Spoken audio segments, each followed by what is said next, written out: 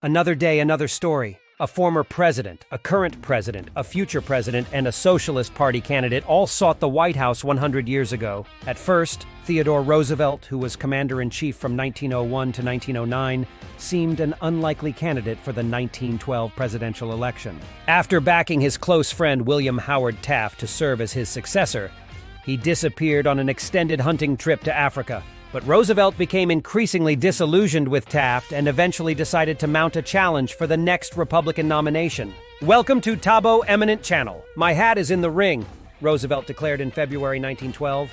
"The fight is on and I am stripped to the buff." With few exceptions, candidates in prior elections had largely refrained from overt campaigning. Roosevelt changed this by giving speeches around the country, especially in the dozen states with direct primaries. He called Taft a fathead with the brains of a guinea pig. And Taft responded in kind, saying Roosevelt's followers were radicals and neurotics. Roosevelt felt it was hard to sit on the sidelines when this guy was messing up, said Alan Lesoff, a history professor at Illinois State University who specializes in the progressive era. And Taft was no slouch, so he resented it terribly. Though Roosevelt won most of the primaries, he came up short of delegates at the tumultuous Republican National Convention in Chicago, prompting him and his supporters to storm out. They then reconvened across town and formed the Progressive Party, nicknamed the Bull Moose Party because Roosevelt said he felt as fit as a bull moose. Meanwhile, at the Democratic National Convention in Baltimore, New Jersey, Governor Woodrow Wilson managed to outlast Speaker of the House Champ Clark, winning the nomination on the 46th ballot. He was a fresh face, an articulate guy, mildly progressive, Southern roots, Northern background. Lewis L. Gould, author of Four Hats in the Ring, the 1912 election and the birth of modern American politics, said of Wilson. Rounding out the field was Eugene Debs, who was running for the third straight time on the Socialist Party ticket. In the run-up to the November election, Taft essentially gave up as a candidate, complaining in a letter that there are so many people in the country who don't like me. To make matters worse, Vice President James S. Sherman died in office that October, temporarily leaving him without a running mate. All three other candidates hit the stump aggressively, particularly Roosevelt, who traveled some 10,000 miles and visited 34 states, where he spoke out in favor of progressive-era causes such as minimum wage laws, conservation, women's suffrage, safer workplaces, the 8-hour workday, and regulating but not destroying monopolies. At one point, he was shot before an appearance in Milwaukee, yet he still managed to speak for about 90 minutes with a bullet lodged in his chest. In the end, Roosevelt ran one of the most successful third-party candidacies in history.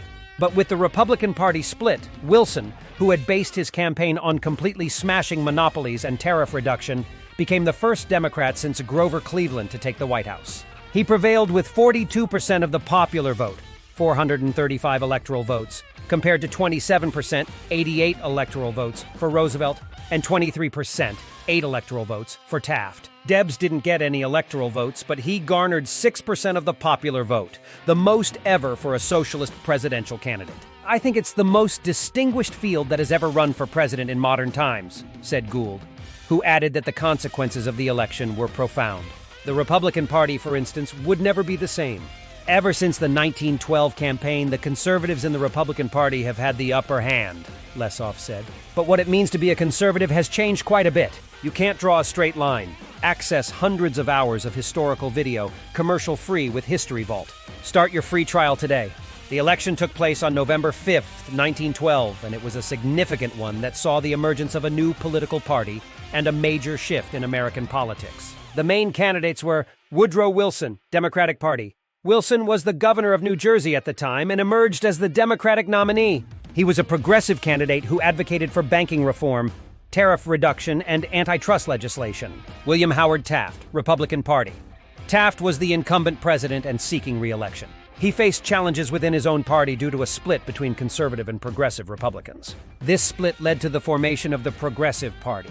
Theodore Roosevelt, Progressive Party, also known as the Bull Moose Party.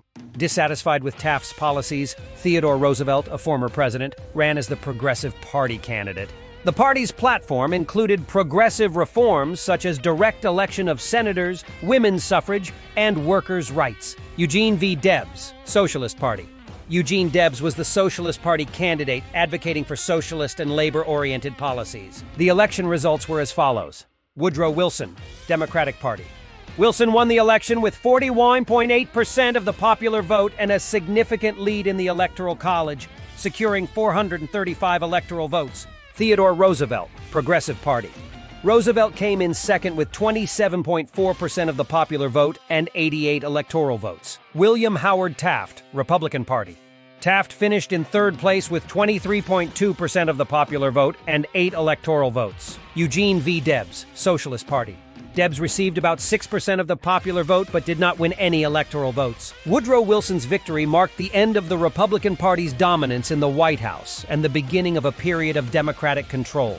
The 1912 election is notable for its impact on the progressive movement and the realignment of political forces in the United States. The 1912 presidential election was characterized by deep divisions within the Republican Party, leading to a significant split and the formation of the Progressive Party, also known as the Bull Moose Party. The split between the conservative and progressive wings of the party had been brewing during President William Howard Taft's term as progressives became increasingly dissatisfied with his policies. Theodore Roosevelt, a larger-than-life figure who had previously served as president from 1901 to 1909, emerged as the leader of the progressive faction. Disillusioned with Taft's leadership, Roosevelt sought the Republican nomination for the 1912 election, but faced resistance from the conservative wing. When the party convention nominated Taft, Roosevelt and his supporters walked out, leading to the formation of the Progressive Party. The Progressive Party held its own convention and nominated Roosevelt as its presidential candidate. In his acceptance speech, Roosevelt famously declared, "We stand at Armageddon and we battle for the Lord." The party's platform, known as the Bull Moose Platform, called for various progressive reforms, including direct election of senators, women's suffrage, and an array of social and economic reforms. The split in the Republican Party benefited the Democratic candidate Woodrow Wilson. Wilson, the former governor of New Jersey, was a reform-minded Democrat who positioned himself as a progressive alternative. His campaign focused on issues such as tariff reduction, banking reform, and antitrust legislation. Wilson's slogan was New Freedom, emphasizing his commitment to breaking up monopolies and giving more power to the average citizen.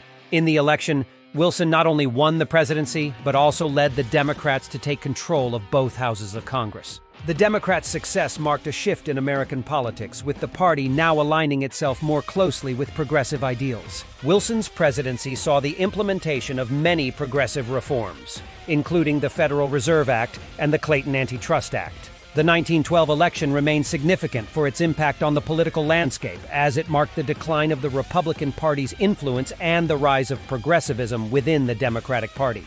Theodore Roosevelt's Bull Moose candidacy showcased the growing importance of progressive ideas in American politics and set the stage for future political developments in the early 20th century.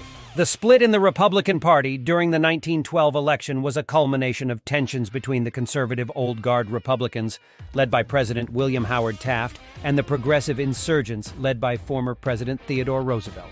The split was so profound that it allowed the Democratic candidate Woodrow Wilson to secure victory. The Progressive Party, often nicknamed the Bull Moose Party after Roosevelt's declaration that he felt fit as a bull moose, ran an energetic and dynamic campaign.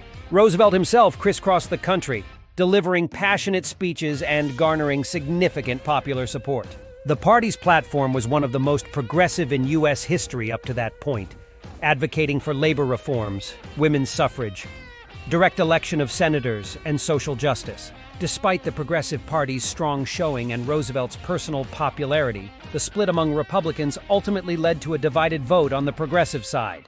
This division allowed Wilson to win several key states and secure a decisive victory in the Electoral College. Woodrow Wilson's presidency was marked by a series of significant legislative accomplishments that reflected his progressive agenda. In 1913, the Federal Reserve Act was signed into law, establishing the Federal Reserve System to regulate the country's monetary and banking system. The same year, the Underwood Tariff Act was passed, significantly reducing tariff rates. The 16th Amendment, allowing for the introduction of a federal income tax, was also ratified during Wilson's first term. The Wilson administration continued its progressive agenda with the passage of the Clayton Antitrust Act in 1914, aimed at strengthening antitrust laws and promoting fair competition.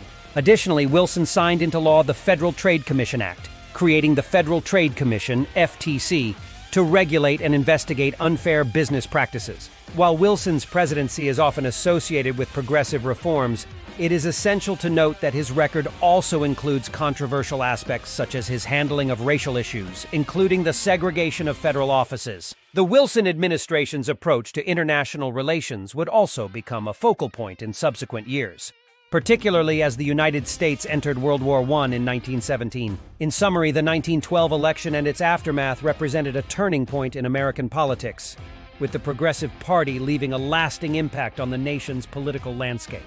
Wilson's presidency ushered in a period of progressive reforms, and the election highlighted the influence of grassroots movements and the role of dynamic personalities in shaping the course of American history. Thanks for watching. Request you to subscribe the channel.